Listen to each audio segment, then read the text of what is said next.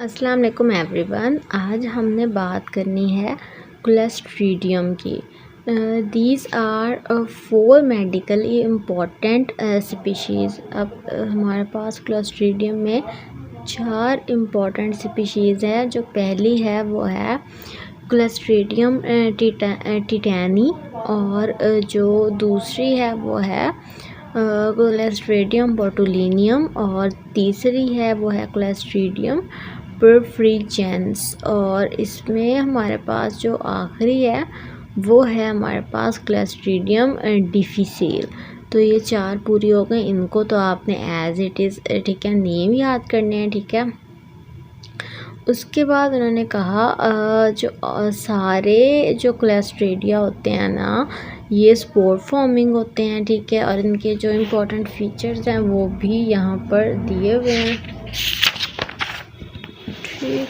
और यहाँ पर हमारे पास है क्लोस्ट्रीडियम टिटैनी और क्लोस्ट्रीडियम टिटैनिकॉस। उसमें उन्होंने कहा कि अगर ये जो है हमारे पास ट्रांसमिशन हो रही है तो वो जो है ड्यूरिंग जो है स्किन पॉपिंग हो सकती है, यानी कि स्किन पॉपिंग के दौरान हो सकती है। और इसमें उन्होंने कहा स्किन पॉपिंग अब है क्या, ये एक ऐसी एक टेक्निक है जिसमें जो है स्किन के अंदर इंसर्ट किया जाता है कोई भी ड्रग वगैरह ना, तो इस टेक्निक को यूज़ किया जाता है। उसके बाद यहाँ पर है जर्मिनेशन। अब स्पोर फॉर्मेशन हो रही थी, हमने पढ़ा है। अब ये जो जर्मिनेशन है स्पोर की फेवर्ड बाय इन ये सारी चीज़ों की वजह से वो फेवर्ड हो जाती है, ठीक है।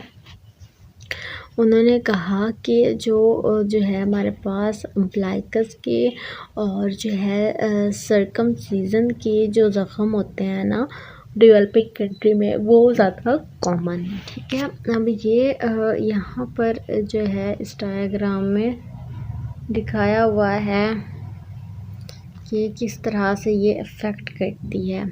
उसके बाद हमारे पास आ रही है ये प्रोड्यूस कैसे होती है, हमारे पास वेजिटेटिव सेल्स से होती है, ठीक है।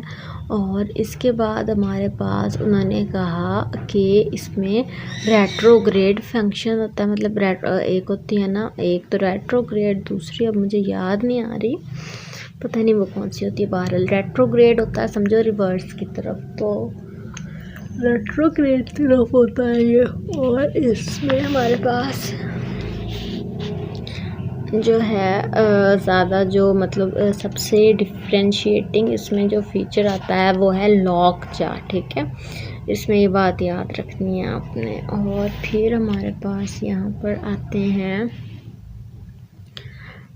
और प्रिवेंशंस वगैरह। तो उसके बाद हमारे पास हमने पढ़ा था ना, इसकी 4 टाइप्स हैं। तो अब हमारे पास दूसरी आती है जिसको हमने क्लोस्ट्रीडियम बोटुलिनियम कहा था। तो इन्होंने ये भी हमारे पास कंटेमिनेट वेजिटेबल और मीट है, वो भी हमने पढ़ा था ना, वेजिटेटिव है, तो ये भी ऐसे ही है। उन्होंने कहा कि टॉक्सिन कैसे प्रोड्यूस होता है विद इन द केन्ड, यानी केन फूड में और इंजेस्टेड परफॉर्म्ड में। इसके अलावा स्मोक्ड फ़िश, उन्होंने कहा ये फ़िश की एक टाइप है। और इसके अलावा जो हमारे पास होती हैं अल्कलाइन वेजिटेबल्स, जिनमें हमारे पास ग्रीन बीन्स आ जाते हैं, पेपर्स आते हैं और मशरूम्स आ जाते हैं, ये सारी चीज़ें, ठीक है। इसमें टॉक्सिन रिलेटिवली कौन से होते हैं, हीट लेबाइल होते हैं और इनएक्टिवेट हो जाते हैं by boiling for several minutes.